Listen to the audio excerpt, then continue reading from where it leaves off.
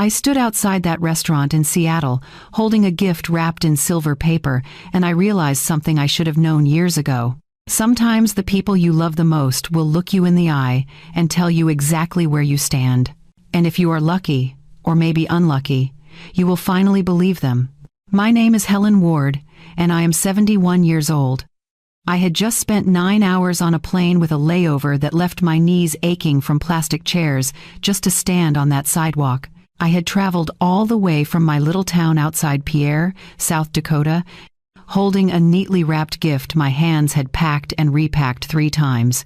I had told myself the whole way that this anniversary dinner might be a turning point, not a miracle, just less cold.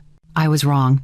You know, it is funny how you can feel completely alone, even when you are surrounded by people. If you have ever felt invisible in your own family, or if you have ever been the one who gave everything only to be treated like nothing, then you already understand why I am sharing this. I would love to know I am not alone in this. Drop a comment and tell me where you are listening from, whether it is 2 in the afternoon or 2 in the morning, because stories like this, they need to be heard. And if you think someone in your life needs to hear this too, hit that share button. Sometimes we all need a reminder that we are worth more than how others treat us. Go ahead and like this video and subscribe if you want to see how this all unfolds, because what happened next, well, it changed everything. Now, back to that night in Seattle. The restaurant was beautiful. Warm lights glowed through tall windows. I could hear laughter inside, the kind that makes you feel left out even before anyone says a word. I smoothed down my navy dress, the one I had bought from a catalog because Daniel had once said blue made me look put together. I walked toward the entrance with hope still flickering in my chest. Before I could even reach for the door, it opened. Kayla stood there. My daughter-in-law. Her dress was perfect, her smile was not. "Helen," she said, and her voice had that false sweetness people use when they are about to hurt you. "What are you doing here?" I blinked. "I came for the dinner. Daniel invited me." She tilted her head, and I saw something flicker in her eyes. Not surprise, not guilt, just irritation, like I was a problem she had not planned for. "I am sorry," she said, her mouth curling into something that was not quite a smile. "But this dinner is family only. Family only." I felt those words settle into my chest like stones. I looked past her, into the warm glow of the restaurant, and I saw my son, Daniel, my boy. The one I had raised alone after his father died when he was only 9. The one I had worked double shifts for as a nurse's aide, sold my last piece of land for, supported through every stumbling step until he finally made it to this glittering city on the coast. He was standing just inside the entry, straightening his jacket like a nervous intern. He saw me. I saw the flicker in his face, the way his fingers brushed his tie, but he did not move. He did not say my name. He stared somewhere over my shoulder, as if I were part of the sidewalk. Behind him, the host looked away. The soft music inside kept playing. A server slipped past with a tray of drinks, brushing my elbow like I was just another bystander blocking the path. The gift in my hand suddenly felt heavier. A custom photo book, printed on thick paper, filled with pictures of Daniel's childhood. Mud pies, first day of kindergarten in his crooked little tie, the tiny apartment where I worked double shifts so he could have soccer cleats. I had stayed up 2 nights in a row arranging it, adding little captions in my neat print. "Close the door," Kayla said over her shoulder. Daniel shifted. For a second, his eyes met mine. There was a plea there, or maybe guilt, but he did not speak. I did not beg. I did not ask why. I already knew the answer. I had known it for years. So I nodded once, as if she had given me directions instead of a dismissal. I turned away from the entrance with the gift still tucked under my arm, walked past the valet stand, and stepped back out onto the sidewalk. The door clicked shut behind me. I had spent almost $2,000 on flights, hotel, and that navy dress. I had left my quiet rented house, my community bingo night, and Mrs. Lester's old beagle that I walk every afternoon, just to be told I no longer counted as family. The Seattle air was cool against my face. My hands were shaking, but I kept walking, one foot in front of the other, past the glowing windows, past the people arriving in their nice clothes, laughing as they stepped inside to celebrate love and family and all the things I no longer had. I did not cry. Not yet. I thought about the years that had led to this moment. The slow fade, the phone calls that became shorter, less frequent, always ending with a request for money or a favor. The holidays I was told they could not make because of work, only to see photos later of them vacationing somewhere warm. The grandchildren I had never been allowed to meet because, according to Kayla, it was not a good time yet. And I thought about that conversation, the one Daniel forgot to mute 3 months ago, the one where I heard my daughter-in-law talk about me like I was background noise, where they laughed about how easy it would be to get me to sign over my house, how visits would be optional after that, if they happened at all. I kept walking until I found a small coffee shop a few blocks away. I sat down near the window, ordered tea I would not drink, and let the reality sink in. They had shut the door in my face. Literally. After everything I had given, after all the years of yeses, of bending, of pretending not to notice the coldness creeping in, they had looked at me like I was nothing. And maybe that is what they thought this was. The end. A clean break. Helen, sent home to her little town outside Pierre with her tail between her legs, too polite and too old to make a scene. But here is the thing about being underestimated your whole life. People forget you are still capable of surprise.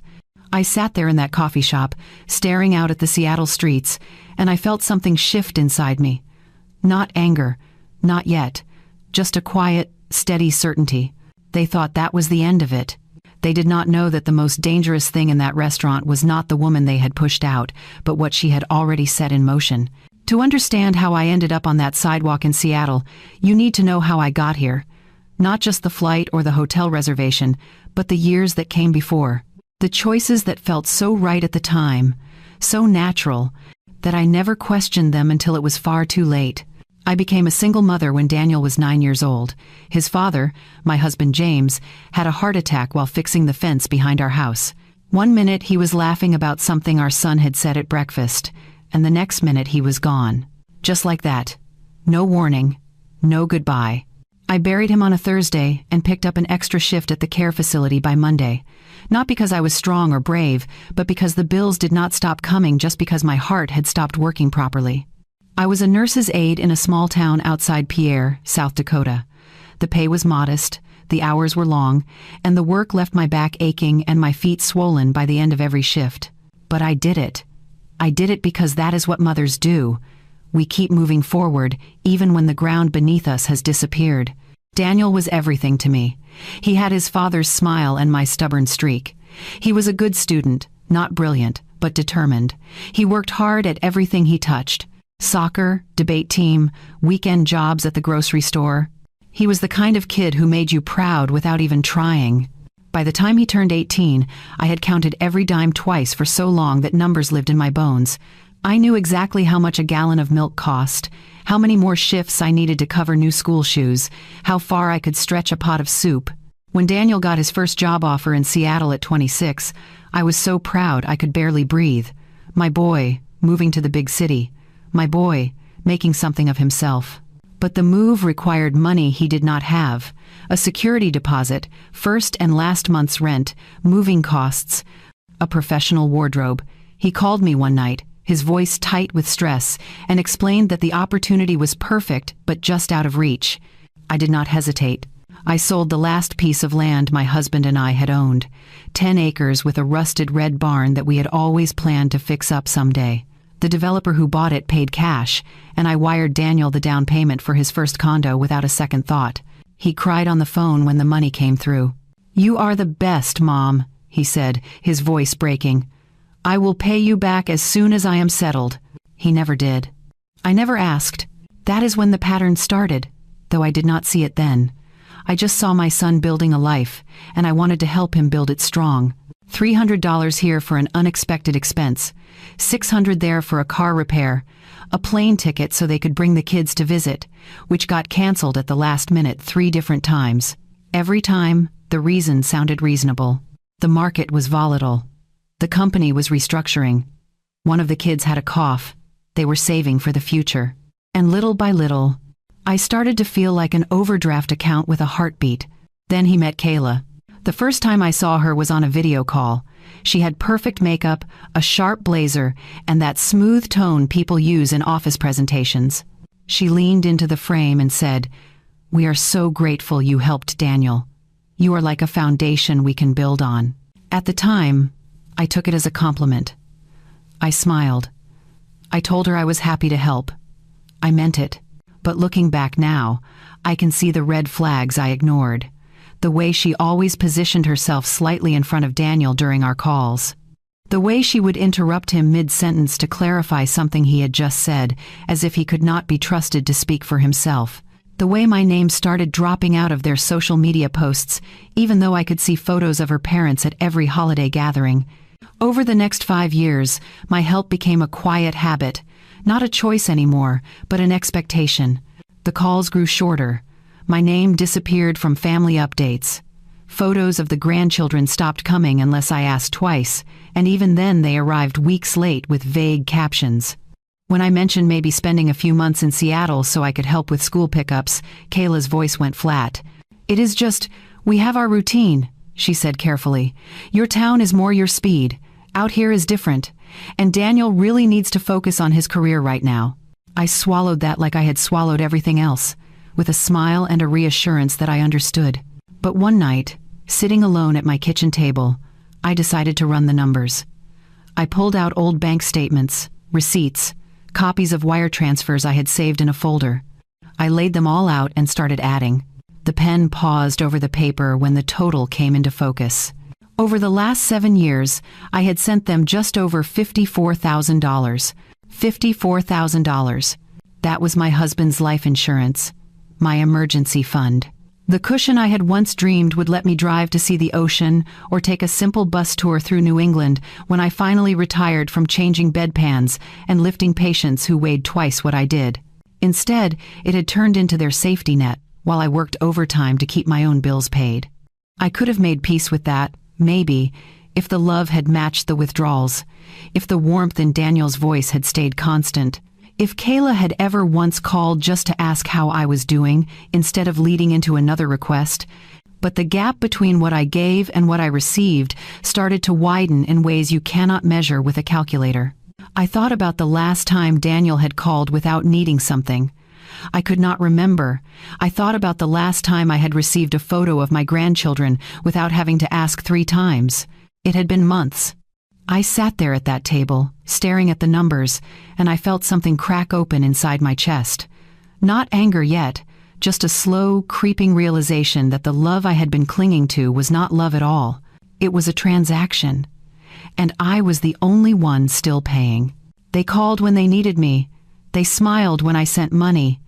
They made promises about visits that never materialized and thanked me in ways that felt rehearsed, like lines from a script they had memorized. And I had let it happen.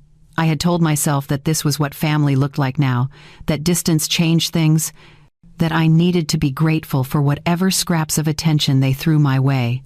But sitting there with $54,000 worth of proof spread across my kitchen table, I finally understood the truth. The love I received had always been proportional to my giving, and the moment I stopped being useful, the moment I ran out of things to offer, I would disappear entirely. I just did not know how soon that moment would come. The call came on a Sunday afternoon in late spring, one of those ordinary days when nothing feels particularly important until suddenly everything changes. I was folding laundry in my living room when my phone rang. Daniel's name lit up the screen, and I answered with the kind of automatic hope I had not yet learned to question. "Hey, Mom," he said, and I could hear the familiar sounds of his kitchen in the background, plates clinking, small feet running across the floor, the hum of a life being lived far away from me. "Hi, sweetheart," I said, tucking the phone between my ear and shoulder so I could keep folding. "How are the kids?" "Good, good, busy as always." His voice sounded distracted, like he was doing 3 things at once. "How about you? How's the weather out there?" We talked about nothing important. The neighbor's new puppy that kept digging under my fence, the church raffle coming up next month. Small talk that felt comfortable in its predictability, even if it lacked any real substance. I was telling him about Mrs. Lester's beagle when I heard the doorbell ring on his end. "Hang on, Mom," he said, and I heard a soft thud as he set the phone down on the counter. I should have told him I would call back later. I should have hung up. But the phone was already down, and I was still holding mine, and so I just waited. I could hear voices in the background, muffled but getting clearer. Then I heard Kayla. That smooth, controlled tone I had learned to recognize. "Did you tell her about the anniversary yet?" she asked. "Not exactly," Daniel replied, and something in his voice made me go very still. I knew I should make a noise, cough, or say something so they would remember I was there, but I did not. I just stood there in my living room with a half-folded towel in my hands, listening.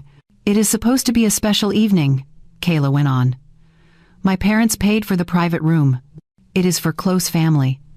Do you really want your mom there, fussing over the kids and telling nurse stories?" The towel slipped from my hands onto the floor. "She would be hurt if we did not invite her," Daniel said, but his voice was weak, resigned. "She gets hurt if you breathe wrong," Kayla snapped. "She has already given us enough money. That is her role. She does not have to be in every photo." I sank slowly onto the arm of my couch. My legs had stopped working properly. There was a pause, and when Kayla spoke again, her voice had dropped lower, quieter, like she was sharing a secret.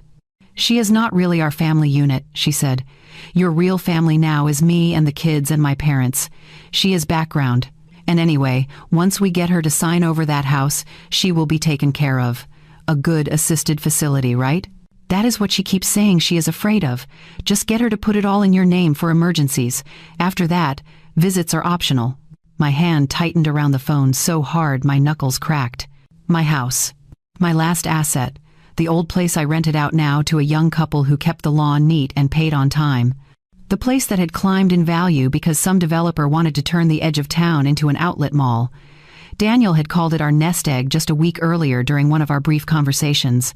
Our nest egg, like it belonged to both of us. I heard him sigh through the phone. "Fine," he said, and that single word felt like a door closing. "We will invite her to the post-dinner brunch. Say the kids are too tired for a late night. She cannot complain if she is included in something." "She will complain anyway," Kayla said, and I could hear the eye roll in her voice. "Just remember what I told you. She signs what we need, we get the equity, and if she wants to visit twice a year from South Dakota, that is more than enough. You are not a little boy anymore." A chair scraped, feet moved across the floor. The phone shifted. "Mom?" Daniel's voice came back, bright and strained, like someone flipping a switch. "Sorry about that. You were saying something about your church raffle?" I opened my mouth. Nothing came out. My throat had closed up entirely. "Mom? You still there?" "Yes," I managed finally. My voice sounded strange even to my own ears, thin, distant. "I am here. So what were you saying?" I could not remember. I could not remember anything except the words I had just heard. Background, optional, sign over the house. "I should go," I said. "I have something on the stove." I did not have anything on the stove. I had not even started dinner yet. But I needed to get off that call before my voice broke completely. "Oh, okay, talk soon, Mom." "Yes, soon." I ended the call and sat there on the arm of my couch staring at the wall. For a long time, I did not move. I just sat there with the phone in my hand, trying to process what I had heard, trying to convince myself I had misunderstood, that there was some other explanation, some context I was missing. But there was no other explanation. They had been planning this, planning me, my future, my house, my final years, all laid out like a project they needed to manage. And Daniel, my son, the boy I had sacrificed everything for, had agreed to it with nothing more than a sigh and a fine. That night, I lay awake staring at the ceiling fan, counting every rotation like I used to count heartbeats during my shifts at the care facility. The waves of humiliation and grief rolled through me in silence. I pressed my fist against my mouth so the neighbors would not hear the sounds trying to escape from somewhere deep in my chest.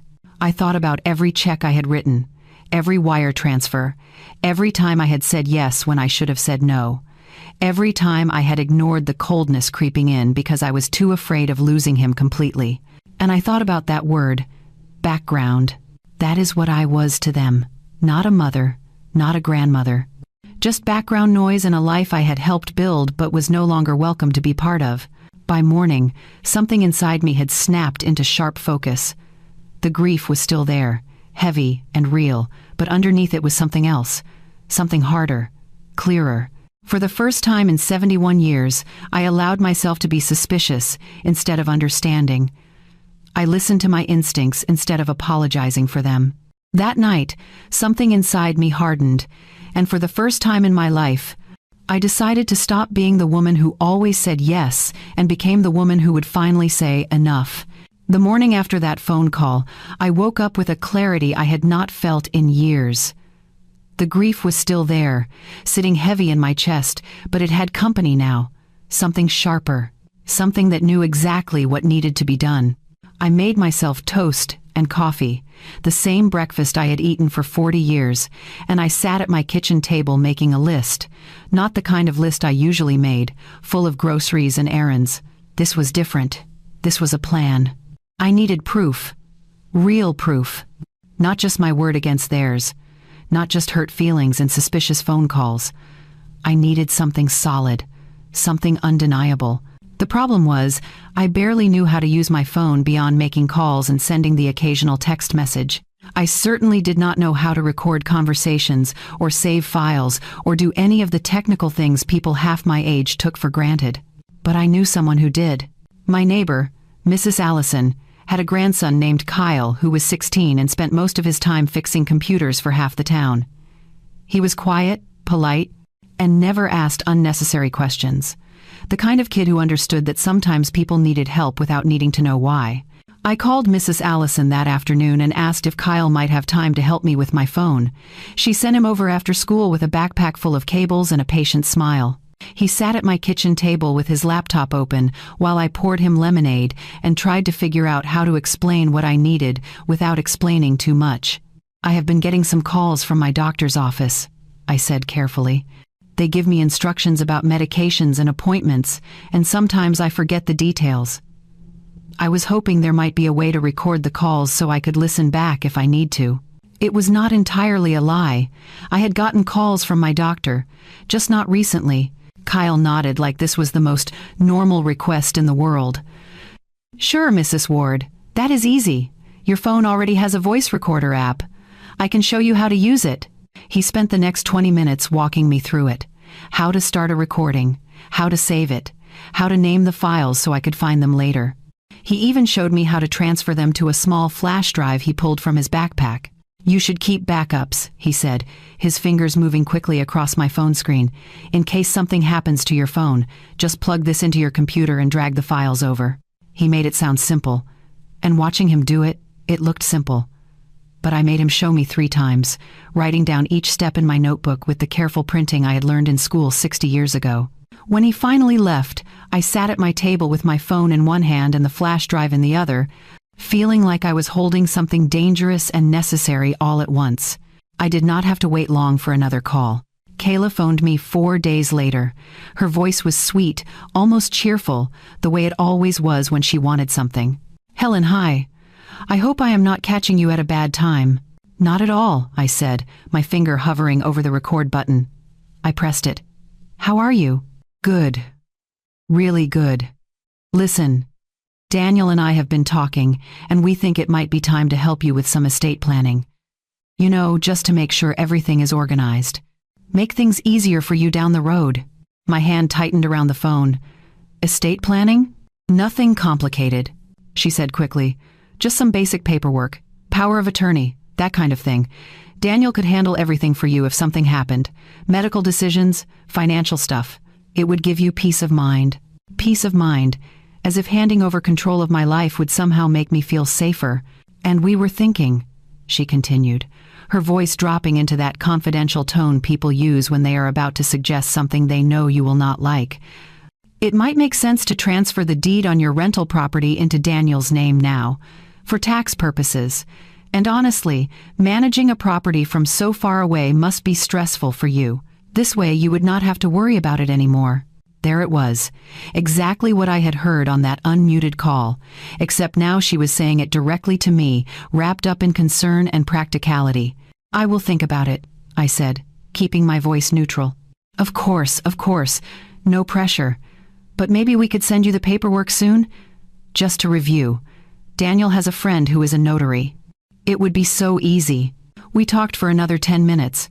She told me about the kids' school projects. She mentioned a vacation they were planning. She never once asked how I was doing or if I needed anything. The entire conversation was a setup, a gentle push towards signing away everything I had left. When we finally hung up, I sat there for a long moment before I stopped the recording. Then I played it back. Her voice came through clearly. Every word, every careful suggestion, every lie dressed up as help. I saved the file, named it, transferred it to the flash drive. Over the next 2 weeks, there were more calls, more gentle pressure, more helpful suggestions about how much easier my life would be if I just let them handle things. I recorded every single one. I listened to them late at night when I could not sleep. I heard the pattern, the manipulation, the way they framed everything as being for my benefit when really it was about control, about access, about making sure I could not change my mind once I realized what was happening. Each recording made me angrier, but it also made me more certain. I was not imagining this. I was not being paranoid or oversensitive or any of the other things I had worried I might be. This was real. They were really trying to take everything from me while pretending to care. One night, I sat at my kitchen table with the flash drive in front of me. I picked it up, held it to the light, and thought about what it represented. Not just proof, not just protection, but the truth. The kind of truth that could not be argued away or explained or dismissed. I placed it carefully into a small envelope and sealed it. Not this time, I whispered to the empty room. They thought I was just a tired old woman who would sign whatever they put in front of her. They thought I was too trusting, too grateful for their scraps of attention, too afraid of losing them to ever stand up for myself. They were wrong. And soon, they were going to find out exactly how wrong they were. The invitation arrived on a Wednesday in early fall. It came in a cream-colored envelope with gold lettering, the kind of stationery that costs more than my weekly grocery budget. I stood at my mailbox holding it, knowing exactly what it was before I even opened it. Inside, the card was elegant, formal. It announced the 5th wedding anniversary celebration of Daniel and Kayla to be held at an upscale restaurant in Seattle. Dinner would be served at 7. Dress code was cocktail attire, RSVP by the end of the month. There was a handwritten note at the bottom in Kayla's perfect script. "We would love for you to join us for this special evening. It has been too long." I read that line 3 times. It has been too long. As if the distance between us was just a matter of time and geography, not the calculated freeze-out I had been living through for years. I set the invitation on my kitchen table and stared at it for a long time. This was it. This was the moment I had been preparing for without fully realizing it. They were inviting me into their world, into their celebration, expecting me to show up grateful and smiling, and ready to play the role of adoring mother one more time. They had no idea I was coming with something they had not planned for. I picked up the phone and called the restaurant. A man answered on the 3rd ring, his voice professional and warm. "Good afternoon, thank you for calling. How may I help you?" "Hello," I said, keeping my tone light and friendly. "My name is Helen Ward. My son and daughter-in-law are having their anniversary dinner at your restaurant next month, and I wanted to arrange a little surprise for them." "Of course," he said, and I could hear the smile in his voice. "What did you have in mind?" "A video," I said. "A slideshow, really. Just some family photos set to music. Something sweet to play during the dinner. I thought it would be nice to show everyone how far they have come." He loved the idea immediately. People in hospitality always do. They understand the value of a thoughtful gesture, the way a small surprise can turn a nice evening into a memorable one. "That sounds wonderful," he said. "We can absolutely arrange that. Just bring the file on a flash drive when you arrive, and we will have our tech person queue it up. Would you like it played before dessert? After the main course?" "After the main course would be perfect," I said. "When everyone is relaxed and settled." We talked through the details. He took down my contact information and promised to have everything ready. He even suggested dimming the lights for effect, which I agreed would be lovely. When I hung up, I felt that same clarity I had felt the morning after the unmuted call.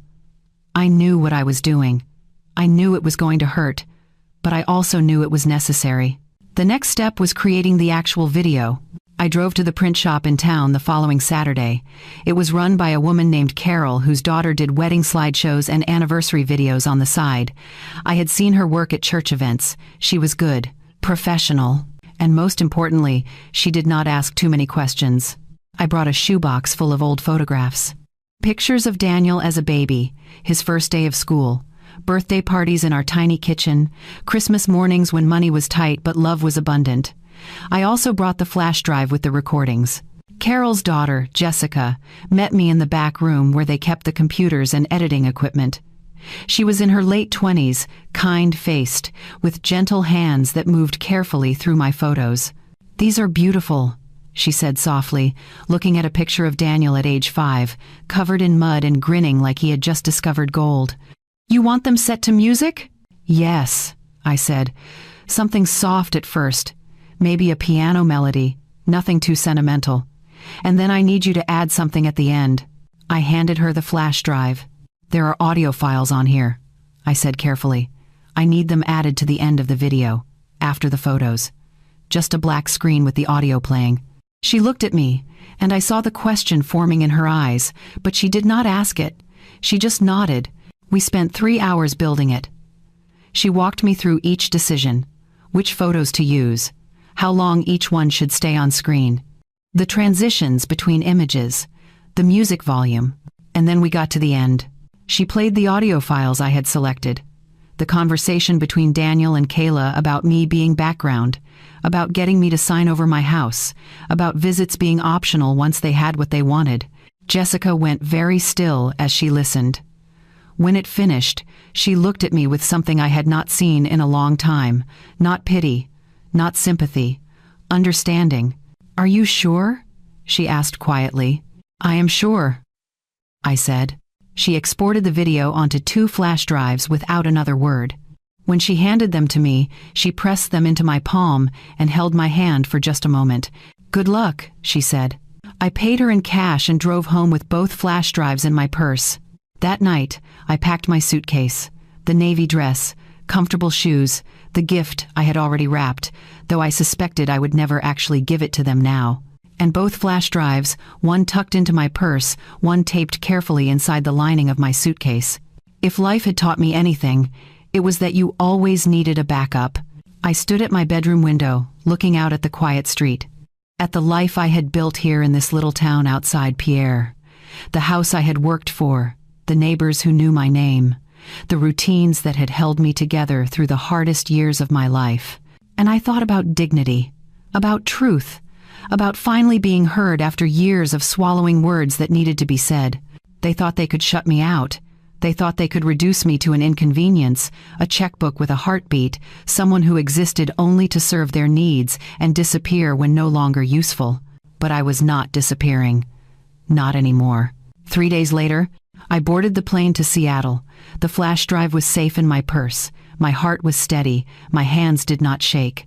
As the plane lifted off the runway and South Dakota grew small beneath me, I looked out the window and felt something I had not felt in a very long time.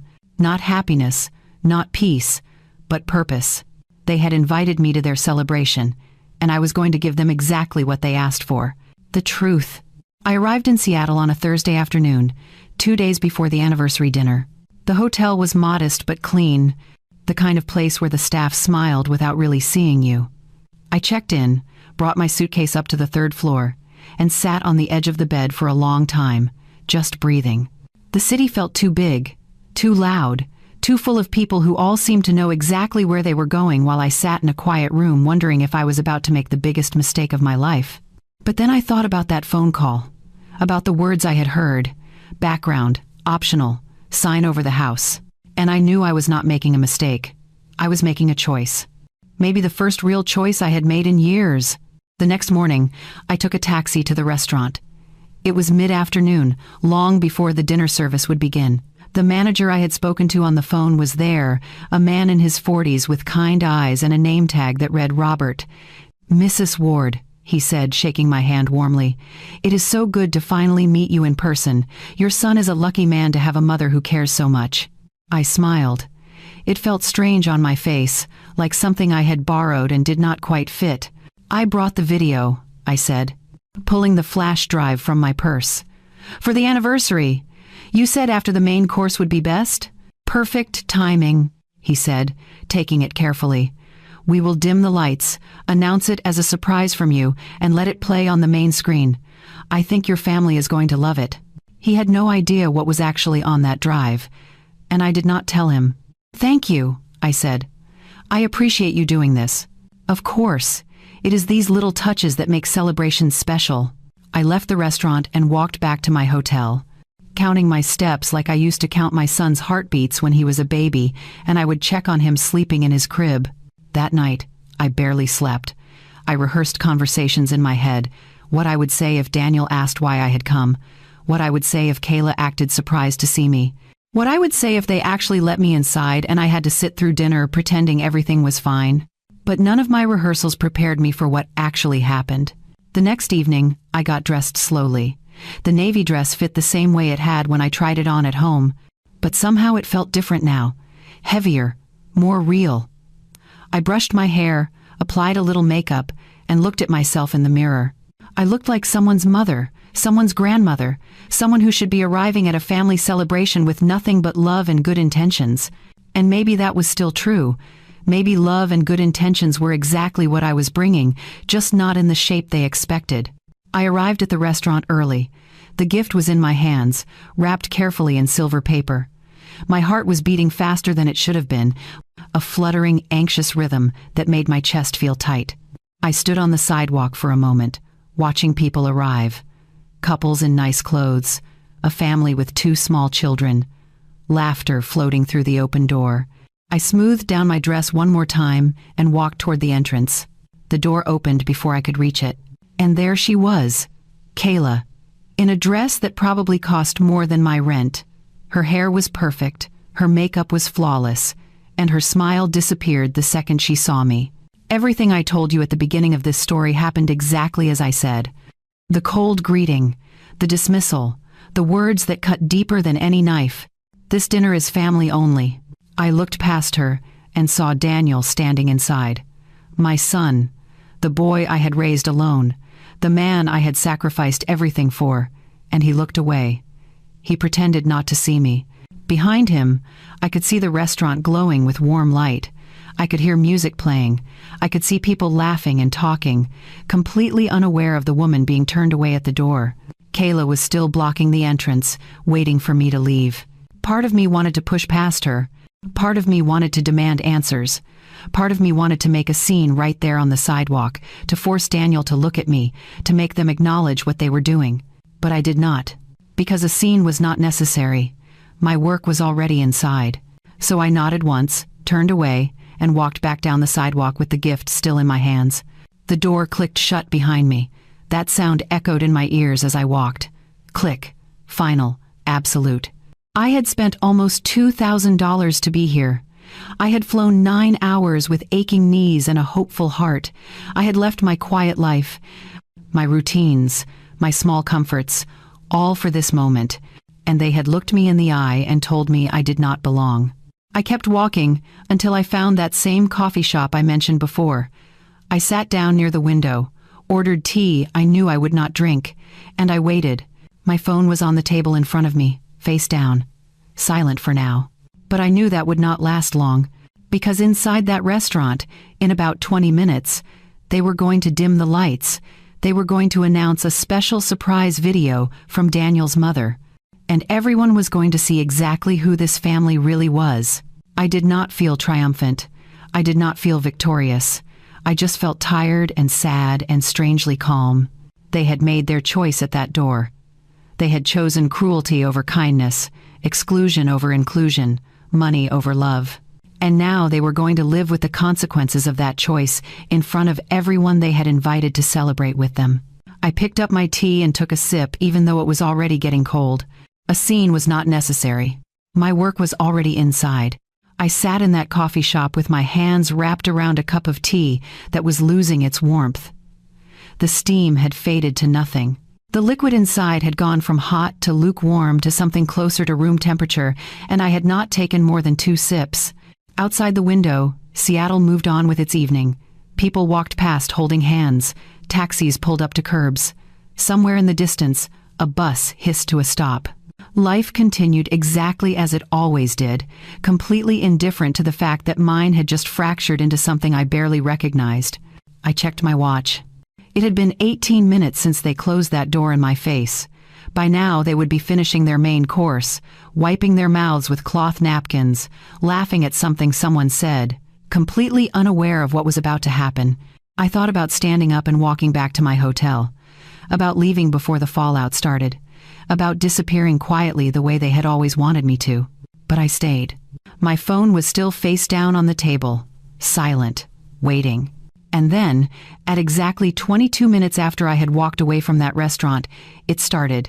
The first buzz was a text message, then another, then 3 more in rapid succession. My phone began vibrating against the table with such force that it nearly slid off the edge. I picked it up and turned it over. 7 new messages, 4 missed calls. The notifications were stacking up faster than I could read them. The first message was from Daniel's cousin, a woman I had not spoken to in almost 3 years. "What on earth did you do, Aunt Helen?" The second was from a family friend whose number I barely recognized. "Please tell me that audio is edited." Tell me they were joking. Another one, from someone whose name I did not immediately recognize. "I cannot believe what I just heard. Are you okay?" The messages kept coming. My phone was lighting up like a firework display, buzzing, ringing. Notifications pouring in so fast I could not keep track of them all. I stared at the screen, watching the names appear and disappear. People I had not heard from in years. People who had been at that dinner. People who had just watched the video I created. My hands were shaking now. Not from fear, not from regret, just from the sheer weight of what was happening. Then my phone rang. A number I had saved just in case. Robert, the restaurant manager. I answered on the second ring. "Mrs. Ward." His voice was tight, careful, like someone trying very hard to stay professional in the middle of chaos. "I am so sorry. Are you all right?" "I am fine," I said, and my voice came out steadier than I expected. "What happened?" He hesitated. I could hear noise in the background, raised voices, movement, the kind of controlled chaos that happens when something goes very wrong in a public place. "We dimmed the lights like we discussed," he said slowly. We stopped the background music and announced a surprise video from Daniel's mother. Everyone turned to watch the screen. The first part was beautiful, really beautiful. People were smiling. Some of the guests were wiping their eyes. Your son looked happy. His wife looked pleased. He paused, and I heard him take a breath. "And then the last section started," he continued. "The audio from that phone call. It was very clear. Everyone heard every word." I closed my eyes and could almost see it. The restaurant full of people in their nice clothes, the screen glowing in the dim light, my voice asking if I was just background. And then Kayla's voice, smooth and cold, explaining exactly what I was to them. "She is not really our family unit. Your real family now is me and the kids and my parents. She is background." "Someone at one of the tables dropped a fork," Robert said quietly. It hit the plate and the sound echoed. That is how silent it got. The kids at the family table froze. Some of them looked confused. Her parents, they looked like they had been slapped. I could picture it so clearly. The moment when everyone realized what they were hearing. The moment when the careful facade Daniel and Kayla had built came crashing down in front of everyone they knew. "What happened after?" I asked. "There was an argument," he said. "Your daughter-in-law stood up so fast her chair tipped over. She walked toward the exit. Her father followed, and he was shouting. Something about manipulation and elder exploitation. A guest who works in banking said very loudly that using elderly assets that way is not a family misunderstanding, it is a legal issue." My hand tightened around the phone. "People started talking all at once," he continued. "Some were recording on their phones. Others were just staring. Your son, he just sat there. He did not move. He did not try to stop his wife from leaving. He just sat there with his head in his hands." There was another pause. "I tried to stop the video when I realized what it was," Robert added, "but it was over before any of us could move. And honestly, Mrs. Ward, even if I could have stopped it, people were already recording. It would not have mattered." "I understand," I said. "I can tell them it was my mistake," he offered. that I played the wrong file. If you want me to take responsibility—" "No," I interrupted gently. "You did exactly what I asked. This is not your fault." When we hung up, I set the phone down and stared at it as more messages came through, more calls, more notifications. Friends and relatives weighing in, some supportive, some shocked, some angry. A whole chorus of opinions about something that had been private until 20 minutes ago. But I did not feel the need to respond to any of them. Not yet. I just sat there in that quiet coffee shop with my cold tea and my still shaking hands, absorbing everything that had just happened. For 71 years, I had swallowed words. I had made excuses. I had told myself that staying quiet was the same as keeping peace. But 20 minutes of truth had done what decades of silence could not. It had shown everyone exactly who they were, and exactly who I was willing to become when pushed too far. I was not proud. I was not celebrating. But I was not sorry either. I took one more sip of my cold tea and watched the city move past my window, steady and calm and exactly where I needed to be. I was still sitting in that coffee shop when my phone rang again. A number I did not recognize. No name attached. Just digits on a screen. I almost did not answer. I was tired. My head was pounding. The messages were still coming in, one after another, and I was not sure I had the energy for another conversation. But something told me to pick up. Some instinct I had learned to trust over the past few months. I answered. "Mom," Daniel's voice, but not the version I knew. This was raw, hoarse, like he had been yelling for an hour straight. "Daniel," I said quietly, "what did you do?" The words came out strangled, caught somewhere between anger and disbelief. "What the hell did you just do?" I did not answer right away. I let the silence stretch between us, the same way he had let silence stretch when I stood outside that restaurant door. "I showed people the truth," I said finally. "You ruined everything," his voice cracked. "Do you understand that? You just destroyed my marriage, my reputation, everything I have worked for, in front of everyone we know." I felt something cold settle in my chest. Not guilt, not regret, just a clear, sharp awareness of how far apart we had drifted. "I did not ruin anything," I said, and my voice was calmer than I expected. "I revealed it. There is a difference. You embarrassed us," he said, and now the anger was winning over the disbelief. "You blindsided us in front of our friends, our family, Kayla's parents. Her dad is talking about calling a lawyer. Our friends are asking questions we cannot answer. Do you have any idea what you have done?" "Yes," I said simply. "I do. Then why?" His voice rose. "Why would you do this? Why would you humiliate us like this?" I took a breath. Outside the coffee shop window, a couple walked past holding hands. A man checked his watch. Life continued, indifferent and ordinary. "You told me to stay outside," I said. "You stood there and watched while your wife told me I was not family, after I flew 9 hours to be there, after I spent $2,000 I do not really have, after everything I have given you." "That was Kayla's decision," he said quickly. "I did not." "You did not stop her," I interrupted. "You looked at me and looked away. You made your choice, Daniel. You chose her version of family, the one where I exist only to write checks and sign documents." Silence on the other end. I could hear him breathing, fast, unsteady. "I heard the conversation," I continued. "The one you forgot to mute. The one where you both talked about me like I was a problem to be managed. Where you discussed getting me to sign over my house so you could get the equity. Where you agreed that visits would be optional once you had what you wanted." "That was taken out of context," he said, but his voice had lost its edge. Now he just sounded tired. "What context makes that okay?" I asked. "What possible explanation turns that into something other than exactly what it sounded like? You were planning my future like a project, my house, my assets, my final years, and you were doing it behind my back while asking me for more money." "We were trying to help you," he said weakly. "No," I said, and the word came out harder than I intended. "You were trying to help yourselves, and you wanted me to cooperate without asking questions. You wanted me to hand everything over and be grateful for whatever scraps of attention you threw my way afterward." I heard something crash in the background on his end. A door slamming, raised voices.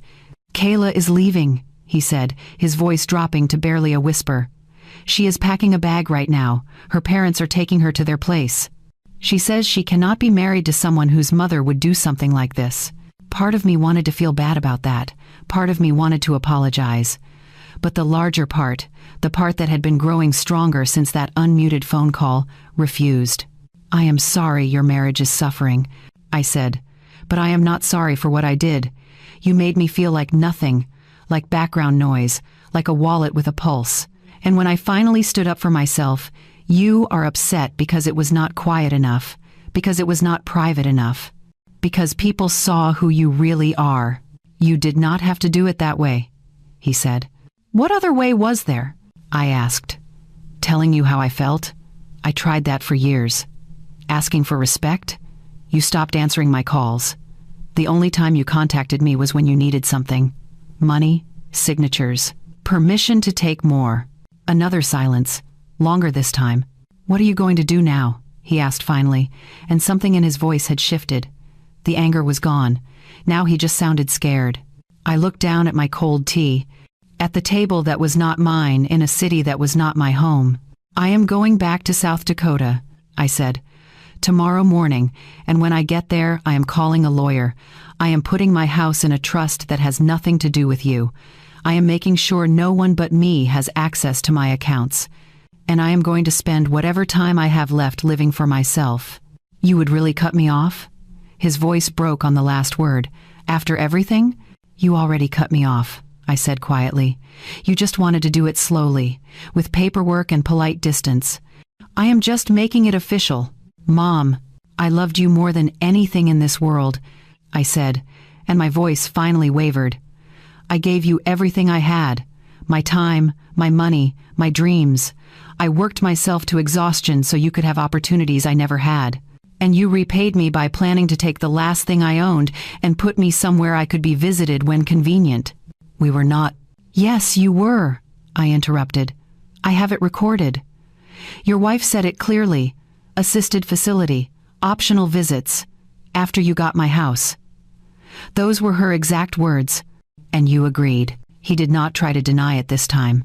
"I am hanging up now," I said. "Do not call me from unknown numbers again. If you need to reach me, you can go through my lawyer once I have one. Mom, please." I ended the call. My hand was steady as I set the phone down. The messages were still coming, but slower now. The initial wave had passed. I sat there for another few minutes, just breathing, just existing in the strange calm that had settled over me.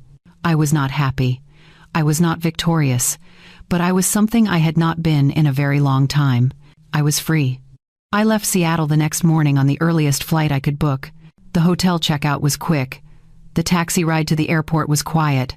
I moved through security, found my gate, and sat in one of those uncomfortable plastic chairs that seem designed to make you grateful when boarding finally begins. Around me, people rushed past with their coffee cups and carry-on bags. Businessmen in suits checked their phones. Families with small children tried to keep everyone together. A young couple slept against each other, their heads touching, completely at peace. I watched them all and felt like I was observing life from behind glass, present but separate, there but not really. When they called my boarding group, I stood up slowly. My knees ached from yesterday's walking. My back was stiff from a night of restless sleep. But I made my way down the jetway and found my seat near the back of the plane. The window seat. The same one I had sat in on the way here, full of cautious hope and the belief that maybe, just maybe, things could get better. Now I was going home with that hope buried somewhere over Seattle. As the plane began to taxi down the runway, I pressed my forehead against the cool glass and watched the city shrink beneath me. The buildings got smaller. The streets turned into thin lines. And soon, there was nothing but clouds and sky and the low hum of the engines.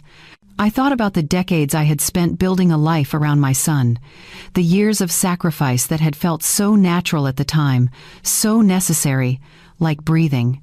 After James died, Daniel became everything. My reason for waking up, my purpose. Every decision I made was filtered through one question: what does Daniel need? He needed food, so I worked extra shifts. He needed school supplies, so I skipped buying myself new shoes. He needed opportunities, So I sold land my husband and I had planned to retire on. And I never questioned it. Not once. Because that is what mothers do. We give. We sacrifice. We build scaffolding around our children so they can climb higher than we ever could. But somewhere along the way, the giving became expected. The sacrifice became obligation, and I stopped being a person and became a resource. I did not notice when it happened. There was no single moment when everything changed. It was gradual, slow, like water wearing down stone. The phone calls got shorter. The requests got bigger. The gratitude got thinner until it disappeared entirely. And I told myself it was normal. That this was what happened when children grew up and built their own lives. That distance changed relationships. That I needed to be grateful for whatever connection remained. But sitting on that plane, watching South Dakota grow closer beneath me, I finally understood the difference between loneliness and being used. Loneliness is missing someone who is not there. Being used is missing someone who is right in front of you, taking everything you have and still making you feel invisible. I thought about James, about the man I married when I was 23 and buried when I was 34. He had been gone for so long now that sometimes I struggled to remember the sound of his voice. But I remembered his hands, rough from work, but gentle when he touched my face. I remembered the way he would dance with me in the kitchen when Daniel was asleep, humming off key while I laughed. He would have hated what Daniel became, or maybe he would have seen it coming sooner than I did. James was always better at reading people, at seeing through the performances to the truth underneath. I wondered what he would say if he could see me now, flying home from the worst family gathering imaginable. 71 years old and finally standing up for myself in the messiest way possible. Maybe he would have been proud. Maybe he would have told me I should have done it sooner. Or maybe he would have just held my hand and told me it was going to be okay, that I was going to be okay. I felt the tears coming before I could stop them. They slid down my cheeks silently while I stared out at the clouds, not loud crying, not the kind that draws attention. Just a quiet release of everything I had been holding in for months. Years, maybe my entire adult life. I cried for the mother I had been, the one who believed love and sacrifice were the same thing. I cried for the son I had raised, the one who had been kind and grateful and loving before money and marriage changed him into someone I barely recognized. I cried for the version of myself that had stood in that hotel room 2 days ago, still believing that maybe this trip would fix things, that maybe if I just showed up and smiled and played my role perfectly, they would remember they loved me. But mostly, I cried because I knew that version of myself was gone, and the woman who replaced her was harder, colder, less willing to bend. I did not know if that was better or worse. I just knew it was true. By the time the plane began its descent into South Dakota, my tears had stopped. I wiped my face with a tissue from my purse and looked out at the landscape below. The fields, the small towns, the wide open spaces that felt like home even from 30,000 feet up. When we landed, I collected my bag and made my way through the small airport. Outside, the air smelled different, cleaner, simpler, like something I could finally breathe. I took a taxi back to my little house on the edge of town, the one I had left 3 days ago with hope in my suitcase, the one I was returning to with nothing but truth and exhaustion. Mrs. Lester was walking her beagle when I pulled up. She waved. I waved back. Everything looked exactly the same. The neighbor's truck in the driveway, the flowers in the window boxes, the quiet street that never changed. But I felt different. I unlocked my front door and stepped inside. The house smelled like the lavender sachets I kept in the closets. The afternoon light came through the kitchen window at the same angle it always did. My chair sat in its usual spot by the window. Everything was exactly as I had left it, except me. I set my suitcase down and stood in my living room, just breathing, just being present in this space that was mine, that had always been mine, that no one could take away from me. For the first time in years, I was not waiting for the phone to ring. The morning after I returned home, I woke up at 6 o'clock like I always did, made coffee, sat at my kitchen table. But instead of reaching for the phone to check if Daniel had called, I reached for the phone book. Old-fashioned, I know. But in a town this size, the yellow pages still worked just fine. I found a lawyer 3 towns over, Harold Mitchell. His ad was simple: estate planning, trusts, elder law. Exactly what I needed. I called his office as soon as it opened at 8:30. Mitchell Law Office, a woman answered. Hello, my name is Helen Ward. I need to speak with someone about protecting my property and setting up a trust. She scheduled me for that afternoon. Harold Mitchell turned out to be a man in his 60s with gray hair and reading glasses that sat low on his nose. His office smelled like old books and coffee. He listened without interrupting while I explained everything. The phone call I had overheard. The recordings I had made. The money I had sent over the years. The conversation at the restaurant door. The video. When I finished, he sat back in his chair and was quiet for a long moment. Mrs. Ward, he said finally, you did the right thing coming here.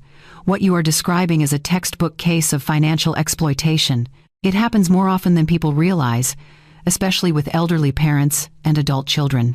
Elderly. The word sat strange in my ears. I still did not think of myself that way, but I suppose 71 qualified. What I need, I said, is to make sure they can never touch my house or my accounts. Ever. He nodded. We can do that. I recommend putting your property into an irrevocable trust. You will still live there, still control it, but legally it will be protected. No one can force you to sign it over. We will also set up a durable power of attorney, but you will name someone you trust, not family, a neutral third party, or a professional fiduciary. What about my bank accounts? We will contact your bank and add security measures. Alerts for any unusual activity. Remove any authorized users. Make sure everything requires your direct approval. We spent 2 hours going through paperwork. Signing documents. Making decisions about who would have access to what if something happened to me. By the time I left his office, I felt lighter, safer, like I had built a wall around the last things that belonged to me. The next day, I went to the bank, sat down with a manager I had known for 15 years, explained what I needed. She did not ask for details, just nodded and made the changes. Removed Daniel's name from my emergency contacts, set up alerts, changed my PIN, made sure every transaction over a certain amount would require me to confirm it in person. You are doing the smart thing, she said as I was leaving. Protecting yourself is not selfish. It is necessary. I thanked her and walked out feeling like I had reclaimed something that had been slowly slipping away from me. But the legal protection was only half of what I needed to do. The other half was harder. It meant rebuilding a life that had been entirely focused on someone who did not want me in his. That first week back, I started small. I took long walks every morning before the sun got too hot. Down the quiet streets where everyone knew my name. Past the houses with their neat lawns and front porches. I had forgotten how much I liked walking. How good it felt to move without rushing toward something or away from something, just moving because I could. I went back to bingo at the community center on Wednesday nights. I had stopped going 2 years ago because the games always happened right when Daniel used to call. I had prioritized those calls over my friends, over my routine, over my own enjoyment. But the calls had become less frequent anyway, and I had just stayed home out of habit. Now I sat at my usual table with Louise and Margaret and Carol. We played our cards and laughed at Carol's terrible jokes and split a plate of cookies someone had brought. And it felt good, normal, like putting on an old sweater that still fit perfectly. I started visiting places I had always postponed. The little museum 2 towns over that I had driven past 100 times but never stopped at. The cafe that made cinnamon rolls people talked about. The park by the river where I used to take Daniel when he was small. I sat on a bench and watched the water move past. Steady and indifferent, and I realized something important. My life had not ended when Daniel walked away. It had just been on hold, paused, waiting for permission I did not actually need. Daniel tried calling twice that first week, once from his regular number, once from another number I did not recognize. I did not answer either time. He left voicemails. The first one was angry, accusing me of overreacting, telling me I owed him a conversation. The second one was different, softer, almost pleading, saying we needed to talk. That family does not just give up on each other. I deleted both without listening all the way through. Then he tried a different approach. He sent a letter. It arrived in my mailbox 4 days after I got home. Cream-colored envelope, handwritten address. I recognized his writing immediately. I held it for a long time, sitting at my kitchen table. Part of me wanted to open it, to see what he had to say, to find out if maybe, just maybe, he had realized what he had done and wanted to make it right. But the larger part of me knew better. Whatever was in that letter, it was not going to be an apology. It was going to be another manipulation, another attempt to pull me back into a dynamic where I gave and he took and we both pretended that was love. So I did something I had never done before. I took the letter, unopened, and I put it in a drawer in my bedroom. Not thrown away, not returned, just set aside. Acknowledged but not answered. 3 days later, another letter came. Then another. Then 2 more in the same week. I put them all in that drawer, unopened, unread. People at church asked me how Daniel was doing. I smiled and said he was fine and changed the subject. I did not offer details. I did not explain what had happened. I just let them assume everything was normal while I quietly rebuilt the boundaries that should have existed all along. Mrs. Lester asked if Daniel was coming to visit soon. I told her probably not, and left it at that. The truth was, I did not know if I would ever see my son again. I did not know if he would keep trying to reach me, or if he would eventually give up. I did not know if Kayla would leave him, or if they would somehow patch things together. And for the first time in my adult life, I realized I did not need to know. His choices were his own, his consequences were his own, and my peace was finally my own too. They had taught me, through years of taking in coldness and calculated distance, that they did not need me. And sitting in my quiet house with my morning coffee and my afternoon walks and my Wednesday night bingo games, I finally believed them. The news from Seattle came in pieces. Not from Daniel, but from the edges of our family. People who had been at that dinner. People who knew people who had been there. Small-town gossip traveling across state lines. Finding its way back to me through phone calls and chance meetings at the grocery store. The first call came from Daniel's cousin, the one who had texted me that night. She called me on a Thursday afternoon, her voice careful, like she was trying not to step on a landmine. "Aunt Helen, I just wanted to check on you. After everything that happened." "I am fine," I said. "I heard Kayla moved out," she said, and I could hear the question underneath the statement. "She went to stay with her parents. Temporarily," she said. "But people are saying it might be more than temporary." I did not respond. I just let the silence sit there between us. "Her father is apparently furious," she continued. "He was talking to people at the dinner about lawyers, about financial abuse, about how you had been sending them money for years and they had been planning to take more. He was right to be furious," I said quietly. "They were planning exactly that." She was quiet for a moment. "People are talking, Aunt Helen, about the recording, about what was said. Some people think you went too far, but a lot of people, they are saying you did what you had to do." "I appreciate you telling me," I said. We talked for a few more minutes about nothing important, and then she hung up. But the calls kept coming, other relatives, old family friends, each one bringing a new piece of information about the aftermath I had left behind in Seattle. Kayla's parents had apparently stood up halfway through the recording and walked out. They had not said goodbye to Daniel. They had not made a scene. They had just left, and according to people who had been there, the mother had been crying. The guests had split into camps. Some sympathized with Daniel and Kayla, saying the whole thing was a private family matter that should not have been aired publicly. Others sided with me, saying that what I had revealed was important, that people had a right to know who they were celebrating. The recording had been shared. Someone had filmed it on their phone, and it had made its way through group chats and social media. Not viral, but enough that people in their circle knew. Enough that there were consequences. Daniel's workplace had apparently heard about it.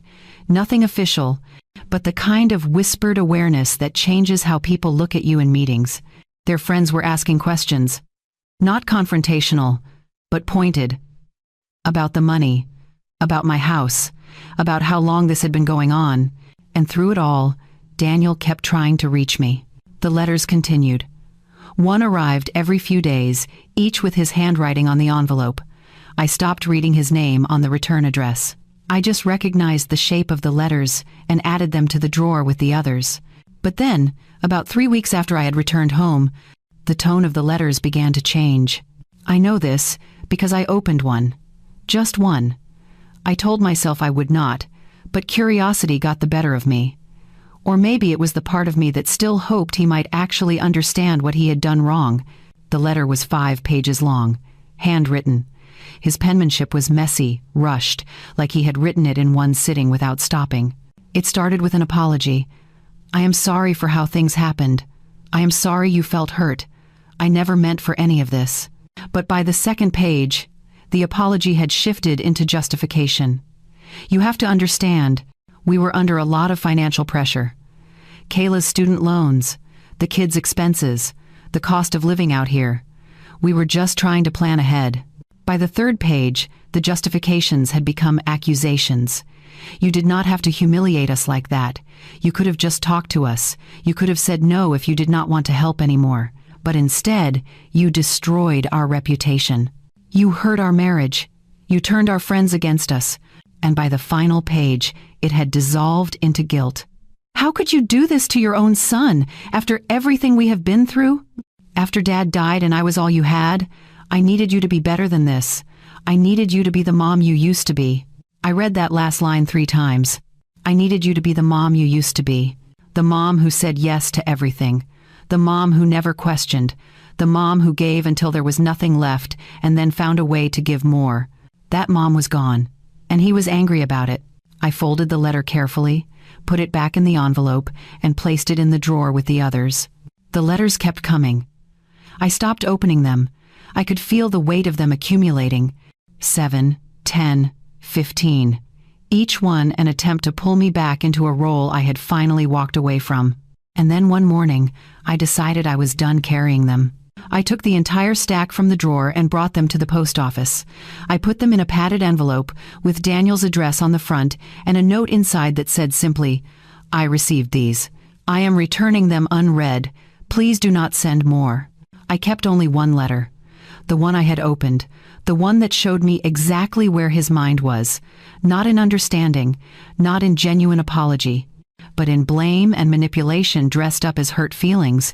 I kept it in the drawer, but not as a reminder of him, as a reminder of how far I had come, of the moment I stopped letting someone else's version of who I should be determine who I actually was. The package went out that afternoon. I did not feel victorious. I did not feel satisfied. I just felt clear. They had shown me who they were, and I had finally stopped pretending they were anything else. 6 weeks after I returned from Seattle, I drove to the lake. It was a place I had not visited in years. A quiet spot about 30 minutes from town where the water stretched out flat and blue under an open sky. James and I used to bring Daniel here when he was small. We would pack sandwiches and sit on the shore while he threw rocks and chased dragonflies. I had not been back since James died. It felt too heavy, too full of memories I was not ready to revisit. But that morning, I woke up and decided it was time. I packed a thermos of coffee and drove out there alone. The road was the same. The trees looked older but familiar. And when I pulled into the small parking area and saw the water glittering in the morning light, something in my chest loosened. I walked down to the shore and sat on one of the old wooden benches someone had built years ago. The lake was calm. A few birds moved across the surface. The air smelled clean and simple. I thought about the life I had built. Not the one I had now, but the one that had come before. The years of working double shifts and skipping meals so Daniel could have what he needed. The sacrifices that had felt so natural at the time, so necessary. I had defined myself by my ability to give, by how much I could endure, by how little I could need. And somewhere along the way, I had forgotten that I was allowed to be more than that. I was allowed to want things for myself, to make plans that had nothing to do with being needed by someone else, to say no without apologizing, to walk away when love stopped being love and became something colder. Sitting there by that lake, I felt something I had not felt in a very long time. Not happiness, not yet, but possibility. The future was mine again. Not perfect, not without grief, but mine. I stayed there for over an hour, just watching the water and letting myself feel everything I had been holding back. The sadness, the relief, the strange freedom that comes from finally putting yourself first after a lifetime of putting yourself last. When I finally drove home, I stopped at the local shelter on the way. the one that helped women reconnecting with their children after difficult circumstances. I had volunteered there years ago, before life got too busy and I stopped making time for anything except Daniel. I walked in with the photo book, the one I had made for the anniversary, the one I had never given them. The director, a woman named Patricia who I had known for years, greeted me with a warm hug. "Helen, it has been too long." "I know," I said. "I wanted to donate something." I handed her the photo book and explained what it was. Pictures of a mother and son, memories of better times. A reminder that relationships were built on moments, not money. "I thought maybe someone here could use it," I said. "Someone trying to rebuild something that got broken. Maybe seeing these pictures will remind them that it is possible. That love can be real, even when it is hard." Patricia took the book gently and flipped through a few pages. Her eyes softened. "This is beautiful," she said, "and very generous. Thank you." I left the shelter feeling lighter, like I had given that chapter of my life a proper ending instead of just walking away from it. Over the next few weeks, I started making plans. Real plans. The kind that excited me instead of scared me. I signed up for a watercolor painting class at the community center, something I had always wanted to try but never made time for. I booked a bus tour through New England for the fall. 6 days visiting small towns and seeing the leaves change, something James and I had always talked about doing but never got around to. I joined a book club that met every other Tuesday at the library. We were reading mysteries. I had always loved mysteries. And slowly, piece by piece, I started building a life that belonged to me. Not a life defined by who needed me or what I could give or how much I could sacrifice. Just a life, simple, quiet, mine. Daniel stopped sending letters after I returned them. The calls stopped too. For a while, I waited for the next attempt, the next guilt trip, the next manipulation dressed up as reconciliation. But it never came. And eventually, I stopped waiting. I did not know if I would ever hear from him again. I did not know if he would eventually understand what he had done, or if he would spend the rest of his life blaming me for the consequences of his own choices. But I realized something important sitting in my living room one evening with a cup of tea and a book I was actually enjoying. It did not matter. His choices were not mine to carry anymore. His anger was not mine to manage. His version of who I should be was not mine to become. I had spent 71 years being the woman everyone else needed me to be, patient, giving, selfless to the point of disappearing. And in one night, in one moment of choosing truth over silence, I had become someone else.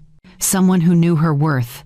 Someone who refused to be treated like background noise in her own story. Someone who understood that love without respect is not love at all. They shut the door on me that night in Seattle, literally and completely. But in doing so, they gave me something I had not had in years. Permission to open another door. One that led forward instead of backward. One that led to a life built on dignity instead of desperation. I am 71 years old.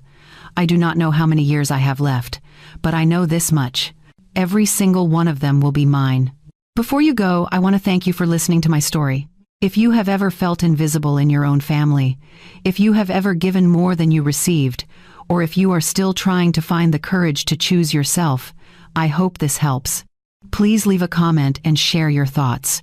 Your story matters too. And if this resonated with you, hit that like button and share it with someone who needs to hear it.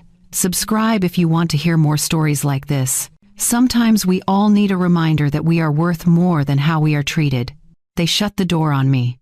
So I opened another, one that leads only forward, and I walked through it with my head held high.